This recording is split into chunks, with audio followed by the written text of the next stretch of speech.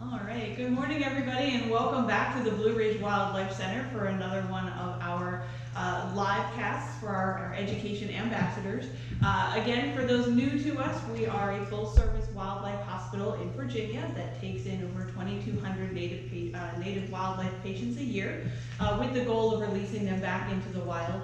We do not get any state or federal funding, so if anybody is able in this time of crisis to please donate to us, that is greatly appreciated.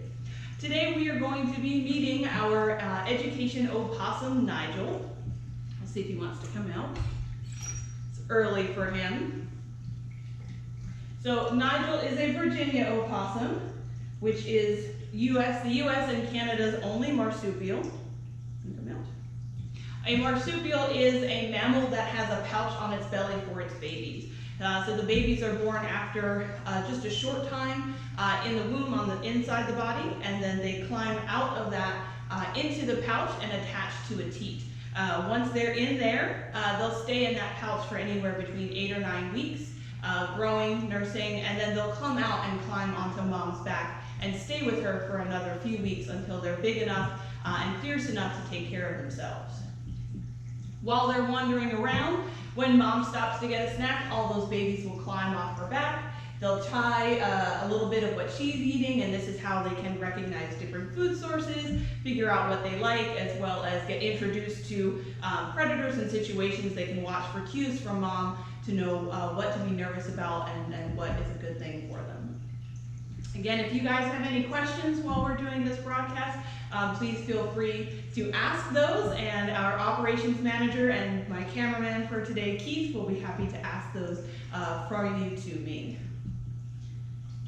Can you come out? Again, it's a little early for him, so he wants to know that it's worth it. Virginia opossums are not marsupials, they are marsupials. They are omnivores, which means they eat a little bit of everything. They eat fruits, vegetables, as well as meat, so I do have some mouse pieces for him today. For any of you who are squeamish, be aware. So when we work with our education animals, we try to make sure that they have a positive experience at all times. So I could go in and grab him and pull him out, but that's going to be a negative for him. So we just ask him to come out and again try to show him that it's worth his while to be awake this morning and come out and get food. How much does Nigel weigh? He is still growing, but he probably weighs about 6 pounds or so. He is about the size of an adult female opossum in the wild, and he probably has a little bit more growing to do to reach adult male size. He will probably half again his size in captivity because he gets a good meal where other opossums have to work really hard to get all the food that they get. Summer Rogolski likes to know, what's his favorite food? His favorite food is mice. Pretty much, or any kind of meat. He likes mice, he likes eggs, he does like venison. We do enrichment for our animals, and just last week we gave him a small part of a deer bone, and he had a great time with that. He tried to take it in his box, but it was too wide, and if we had a video of it, you guys would enjoy that too. We've had a couple people ask, how old is Nigel? So Nigel is just about a year old. He'll be a year just in a couple of months here. He only, unfortunately, opossums don't live very long in the wild. They will only live to be 2 or 3 years old. And in captivity, unfortunately, they don't live much longer than that either. The oldest opossum in captivity was just over 4 years old. So TJ wants to know, how did he get the name Nigel? So we named Nigel the same way we name a lot of our education animals. We kind of took a look at him and we thought what would be a good name. And I thought that he deserved a dignified old man name, since old men opossums have a very distinct look that he'll get as he gets older. So he's still kind of a teenager, and he'll kind of change a little bit in his appearance as he gets older. And like I said, they have a very distinct look, so I wanted him to have a distinct name. And our staff here voted on, of the options that we came up with, they voted on Nigel to keep. So if you guys noticed while I was feeding him, he had his mouth open, he had a whole lot of teeth. Opossums have 50 teeth, which is more teeth than any other land mammal here in Virginia, and they're all sharp. So if you look at your teeth in the mirror, you'll notice that you have tearing teeth and you have biting teeth and you have grinding teeth. All your teeth have different shapes and different jobs. For these guys, even though they have a lot of different shaped teeth as well, the same as we do, even their grinding teeth in the back have little points on them, and they're very important for them to, for all the eating that they do. So, what is Nigel's story? How did he come to us, and will he ever be released into the wild? So Nigel will not ever be released into the wild. The education animals, our ambassadors that we have here, are in captivity for various reasons, and they will stay in captivity for the rest of their lives. So they usually have behaviors or disabilities that prevent them from surviving and thriving in the wild, and so we keep them here with us to use for our education programs, but also in a way to keep them safe. Nigel, when he was a baby, his mother got hit by a car. It's one of the most common reasons that we get opossums into care. Unlike other mammals, they do not have a den. Opossums carry their babies everywhere. Therefore, if something happens to one, something generally happens to the whole family. So in his case, Nigel's mom got hit by a car. She unfortunately passed away, and he and his siblings came here to us. During the course of his rehabilitation, we noticed that he was getting picked on by his other siblings. They weren't letting him eat enough food. They were wounding him as well, and we thought it was just because he was very small. So we separated him. We introduced him to another set of opossums. We try to make sure that our babies are raised with members of their own species so they know who they are, what kind of animal they are, and how to interact. And even though we tried to introduce him to another group, they also didn't accept him, and we were concerned if he wasn't saying opossum to other opossums, that he would have a very difficult time in the wild, especially when it comes to thriving and being a productive member of his species. So, we had a question about Nigel. How can you tell if he's happy or not, and does he ever show aggression? And so he does show aggression if he gets startled. So he was asleep this morning, and I knocked on his cage a little bit and tried to wake him up, and he opened his mouth because he was surprised, and I just wanted to give him warning that I was there. As far as telling whether or not he's happy, we look for cues on whether or not he is showing relaxed behavior. So if he is eating in front of me, he feels safe. He feels calm. Eating can be a very vulnerable time.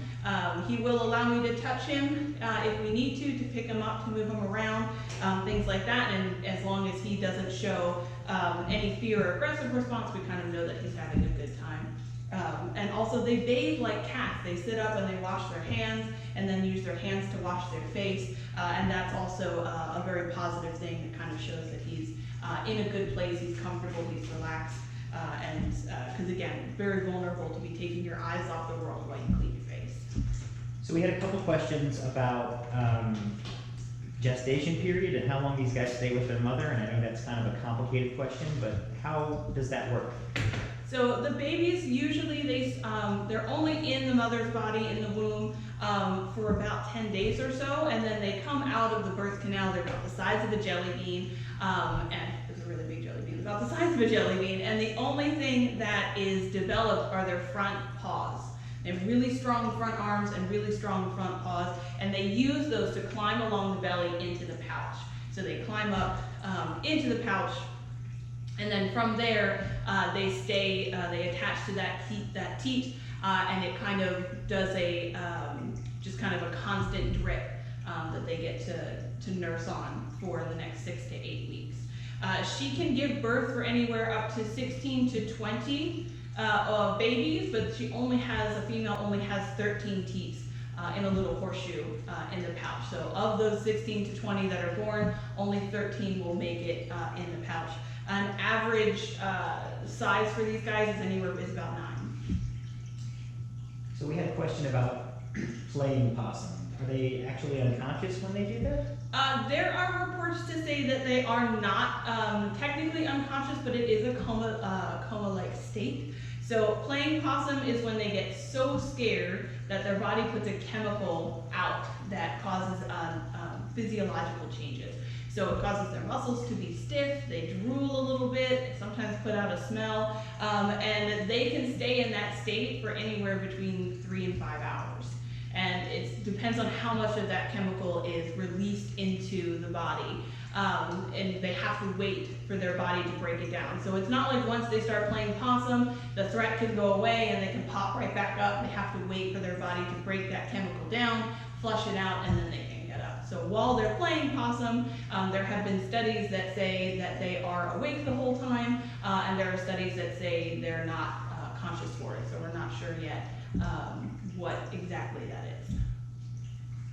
So we had a question about their movement.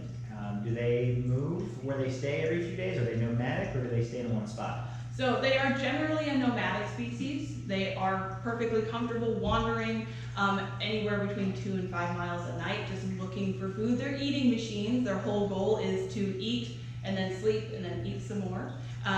So they can do a lot of wandering to try to find enough food to fill their bellies or enough food to support them and the babies that they have. Now, if they live in an area that has a constant food source, somebody has food in their backyard or in their barn, a nice place for them to sleep, they might circle back to those, but they don't generally defend their territory the way other mammals will. If the food source goes away or a larger mammal moves in, they don't generally fight to keep those. They're gonna move on to another spot. They also don't generally have a den. They will sleep up in trees or under piles of leaves, which can be a problem for these guys. We'll try to get him out again in a second. They have very thin ears and no hair on their ears, tail, or paws, and they do end up getting frostbite quite a bit in the winter.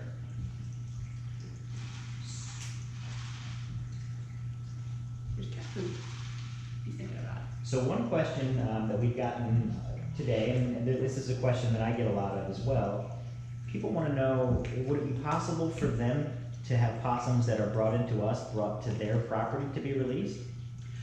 So we follow state and federal regulations on where to release wild animals. So if an opossum is found on your property or found in your county and we deem that your property is an appropriate release spot, then we can definitely discuss that. So if you have an interest in having opossums on your land, you can go ahead and send us an email or give us a call and we can have our veterinarian discuss that with you. He likes cat food. So how did you know that Nigel would be a good candidate to be an educational possum or educational ambassador? So whenever we choose ambassadors, we try our best to look at a variety of factors. The most important is how comfortable they are in captivity. And if, I guess actually the most important is whether or not their injury is going to impede them. So if they have an injury, such as missing a wing or a leg, that's going to make it so that they aren't going to be comfortable, they're going to be in pain, or their quality of life is going to be low, then those aren't generally considered. But in his case, he is whole, he's perfect. We just think maybe there's something mentally going on. So after we look at the physical side, we kind of look at how comfortable they are in captivity, how comfortable they are around people, if he's going to injure himself or try to injure us. We don't want an animal that is going to be afraid his whole life, so we generally just try to read their reactions to people. So when he was just a baby, we probably decided to keep him when he was just about 4 or 5 months old, so he was still fairly young. And we kind of just observed him. We made sure that he was comfortable eating in front of us. Once we saw him bathing in front of us, we kind of knew that obviously he was very comfortable. And from there, we just try our best to make sure that we introduce him to new situations in a way that he continues to be comfortable with that. So when we take them to education programs, we start with really small groups to make sure they don't get nervous with that. And once we're sure they're comfortable, we can go larger and larger and larger. So we had a question, say I'm not a licensed wildlife rehabilitator and I found a baby opossum. Tell me why it's not a good idea for me to try and raise it myself. So it's not a good idea for you, if you find baby opossums or any wildlife, it's not a good idea for you to raise it yourself for a couple of reasons. The biggest one is always it is illegal. It is illegal in Virginia, it's illegal in many other states, and if it's a bird, it's also federally illegal for you to try to care for these animals without the proper permits, which require that you have the proper training. Besides that, they can be dangerous to people. Again, they have 50 teeth, and every single one of them is sharp. And there is something about Nigel that makes him special. We raise over 300 baby opossums here, and we raised them in exactly the same way that we raised him until he was 4 months old, and every single one of them did not want anything to do with us except for him. So we do our best to kind of watch that. They can bite. They are mammals, so mammals are capable of carrying rabies. Opossums generally don't. They're lower on the list of animals that carry rabies, just because they have a couple of physiological things that make it less likely for them to have the disease. That doesn't mean they can never have the disease. So that's always a potential risk for you and your family. And again, they don't generally come out this calm, this nice. There's a switch that they seem to have that a lot of wild babies have, that as soon as they're done being mothered, they want nothing to do with their parents, and that means they're going to want nothing to do with you, and they can end up hurting themselves, hurting you, and they don't tame the way or domesticate the way dogs and cats do. They're going to want to be outside. They're going to revert to a nocturnal nature, and a lot of other issues that you're going to find down the road. When you have a 10-pound possum, that's not something you really want to be discovering when they get that old. Now, is there only one type of opossum in the U.S., or are there multiple types? So there's only one type of opossum in the U.S. and Canada, but in North America, once you get into Mexico, there are other types of opossums.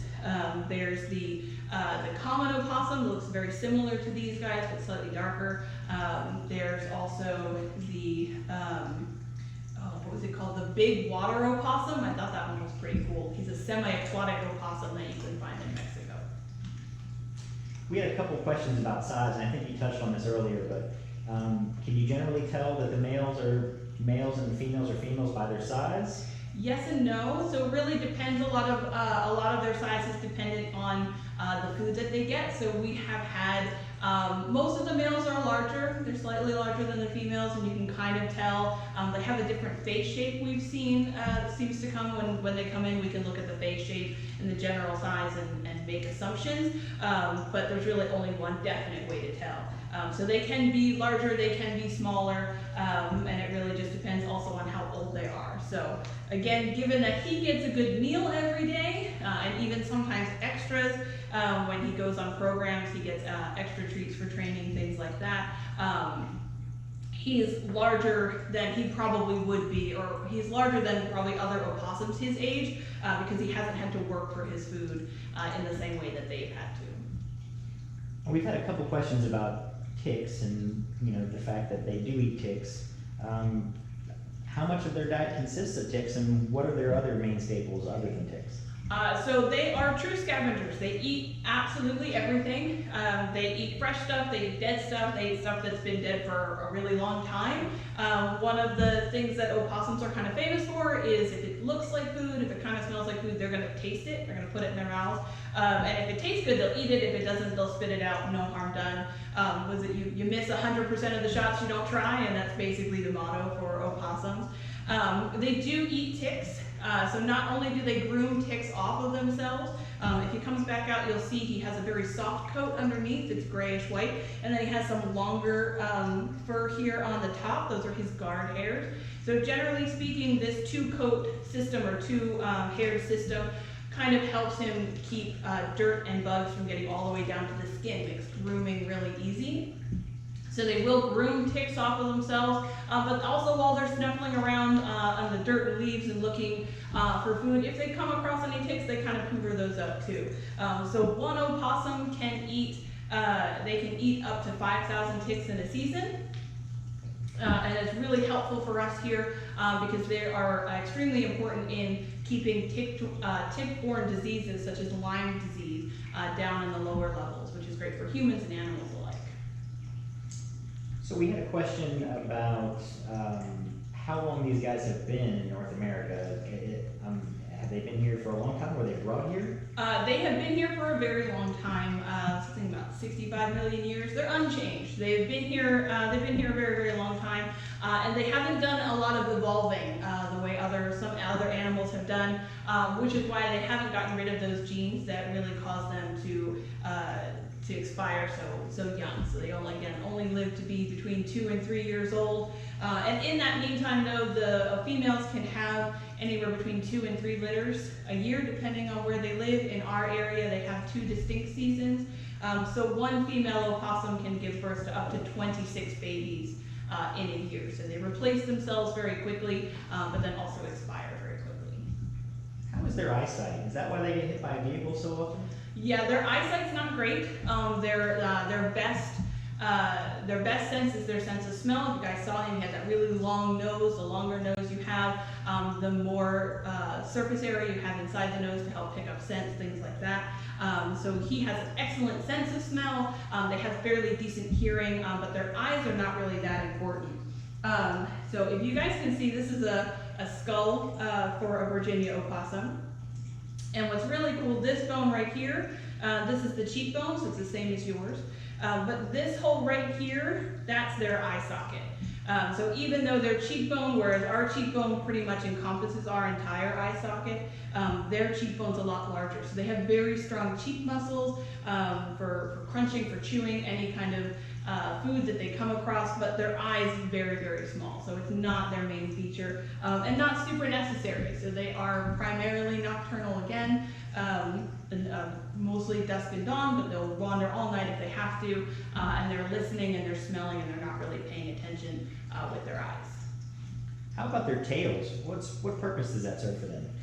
So their tail is actually a prehensile tail, and it's a great feature for them when it comes to climbing in trees and using that to kind of help balance.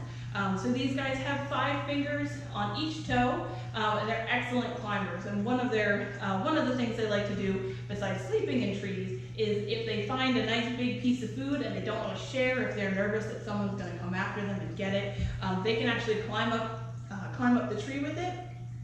They'll use their back feet and their tail to kind of anchor them to the tree, so they can wrap that tail around the trunk or around the branch, and then they can use their front paws to kind of manipulate that large piece of food so they can take bites. They can help tear it and eat those big things. They also use it to help them get out of trees very quickly. So they can't actually hang by their tree. Hang by their tail. It's not strong enough. It's actually an extension of the spine as well. So it would be the equivalent of you trying to hang onto a branch by your teeth. The weight of your body is going to pull on that. It's going to be very, very uncomfortable. But they can use it. They'll wrap it around and kind of lever themselves, so that when they are angled out of the tree, all 4 feet are pointed towards the ground, and then they can drop down and more safely land on all 4 feet. Babies can hang for longer if they need to, but again, it's not something they're going to sustain for any significant length of time. Do these guys hibernate? They don't. They're up all winter. There's no hibernating for these guys. They're up all winter, just romping around looking for food, which is why they do have a lot of issues in the winter with frostbite, things like that, and they can lose parts of their tail and their ears and sometimes even toes. So we do try, if they come in, to kind of check those things and make sure that those are treated so that they can be healed from that. How can we help to protect opossums? The best way that you can help to protect opossums is just be cautious while driving, especially check your yard before you let your dogs out at night, and just kind of make sure there's no one there. And this is a great rule for all wildlife. Domestic pets and cars are the 2 biggest reasons that we get in any wildlife. So just being cautious while driving, making sure that you're paying attention is great for you, and it's also helpful for them. Again, their eyesight's not great, and a lot of times that's what they do, is they see the car and they swing right to look at you and wonder what it is that's big and loud and coming at them. It doesn't occur to them to run away until a couple of seconds after that. So just kind of pay attention to those things that you see and make sure that they have that time to get away from you. So, burying in there. So these guys are nocturnal generally, but is that a problem for Nigel since he interacts with us during the day? No, it's not a problem for him. So generally speaking, they are up at night from a safety standpoint. Also, a lot of the food that they might eat, like rodents and things, a lot of those are awake at night as well. So it's just kind of a convenience thing for them. But they can be up during the day, so it's not unusual, especially in the spring and summer, to see mammals that are primarily nocturnal also awake during the day. If it takes all night for you, again, to feed yourself, if you've got 9 to 13 babies that you're also trying to feed, provide calories for, you might be up during the day as well. So that's a possibility. So for him, it doesn't really matter that much. He doesn't have to search all night to find his food. He got a snack already, and he'll probably get a little bit extra when we go back out as a thank you for doing this. So he can take a nap, he can get up whenever he wants, he can be asleep whenever he wants. He has no worries in his enclosure. So we had a question about people cutting down branches on trees during nesting seasons. Do these guys use those branches? Is that a problem for them? No, so they don't generally build a den or a nest.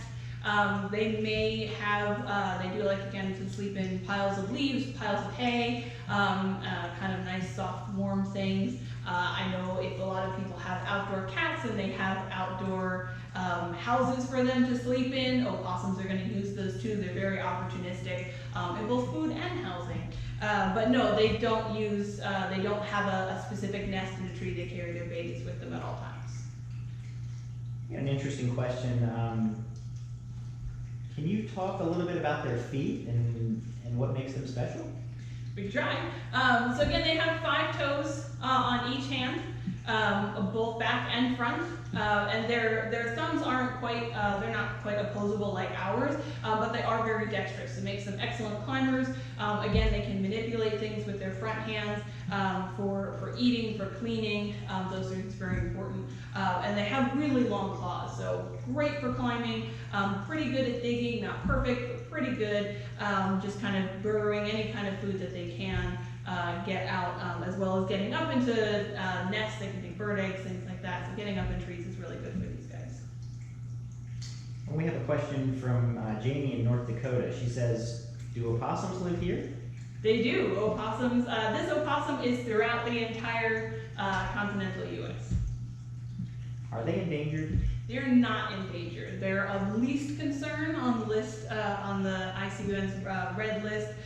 They are prolific. There's a lot of them. Again, they can have up to 26 babies a year. So they put a lot of babies into the environment every year. So they are of least concern. Now, do they like to climb trees? And if so, is there a type of tree that they prefer? They do like to climb trees, but with no preference. They will climb any tree, anywhere, if it gets them something that they need, either a hiding spot, or there's a leaf bunch up there that they can sleep in. They'll absolutely take advantage of that. Do they like to eat from bird feeders at night? They do. Again, opportunistic. So a lot of bird feeders, the birds, they knock a lot of seed on the ground. They throw some seed out, and these guys do like to come and clean up underneath. So we always recommend, if you guys have animals that you're feeding, if you have outside cats or any other animal, to pick up the food at night to kind of encourage these guys to stay in wild spaces, and for the bird seed to clean it up, because not only can that bring other animals together that shouldn't be, so opossums and raccoons, or opossums and skunks, or even other opossums, but it also helps keep disease down. So kind of keeping those areas clean encourages them to find natural food sources for themselves, as well as keep those diseases down. We had a question about opossums and horses. Is there any danger with having opossums living in the same area as horses? So there is a specific disease that horses can get from opossum feces, but it's generally what happens is opossums are sleeping in barns on hay, and then potentially leaving fecal matter behind, and then those horses are eating the hay. So as long as horse owners are keeping feed locked up tight and hay bales and things clean of that kind of stuff, the risk of that goes way down. So there is a specific disease, but it's not as easy to catch as you might think. Now, I know that we've been getting a lot of possums in that have tested very high for lead recently. Yes. Can you talk a little bit about why that is? Yeah, so lead poisoning is a big deal that we're handling here at the center. Mostly we see lead in raptors, especially scavenging raptors like vultures and hawks, some eagles as well. And so for these guys, they are scavengers, and we hadn't really thought about it that way, and then we got in an opossum that was acting just strangely neurological, very similar to the neurological signs that we see in raptors with lead poisoning. And so on the off chance, we did test. We used Nigel as a control. He does not have any lead, which is great news. So it's not something we're getting from cat food or anything else like that, a concern that it may have been in the environment. But we did find that about 90% of the opossums that we've tested here at the center since that first one, so throughout the year so far, have come back with some sort of lead level in their blood. And that does present a concern since lead in the environment is bad for everyone, animals and people alike. Seeing that other animals besides birds, seeing that mammals are getting it from the environment is something we need to look into. Now, if I'm a hunting and firearms enthusiast, what can I do to help the environment and not have possums come back with lead? So our best advice for hunters out there, when you're hunting, to please use non-lead ammunition. So lead ammunition is a danger, again, not only to animals but to people. Lead, even if it is coated in copper or another substance, can fracture when it hits things, even if it just glances off a bone and you think it's a simple in and out. And they can leave very, very microscopic fragments of lead up to 18 inches from the wound channel. So a lot of times hunters are cleaning in the field. If you're not burying that properly, you're leaving that open for, again, eagles, vultures, hawks, and these guys to come and get a free meal, and just kind of perpetuating. So if this opossum, an opossum for example, comes and eats part of a deer that has lead, now he has lead, when he passes, if a vulture comes and eats that opossum, now they have lead, it's something that doesn't go away, it will just continue to carry. So that vulture passes away, another vulture might take care of that, or an opossum, or just continuing the cycle. So please, if you're a hunter, consider using ammunition other than lead ammunition. So, you know, in a typical day, how much would you say they are awake, and how much would you say they sleep? Do they sleep more than they're awake? I would say probably about half and half. Because again, they will sleep, but if they smell something good, they're going to be up. So I think it really just depends on the day and on the opportunity. So if they get a good meal early, then they might go to sleep early and sleep a lot longer. You got to sleep that off. If it takes them all night and into the morning to find enough food to feel full, then they're going to be awake longer for that day. So I think it just depends on the situation that they have. So thank you guys again for joining us. I hope you all enjoyed meeting Nigel. He's decided he's going to put himself to bed as well. So again, if you enjoyed this, please like, share, and subscribe so that we know that you guys are interested in having us do more of these opportunities. Again, we don't get any state or federal funding for what we do, and with the current health crisis, we did have to cancel all of our education programs for the foreseeable future. So we do want to ask if you are able to please give us a donation to help us continue to care for our ambassadors and to keep providing these education programs to you in the community.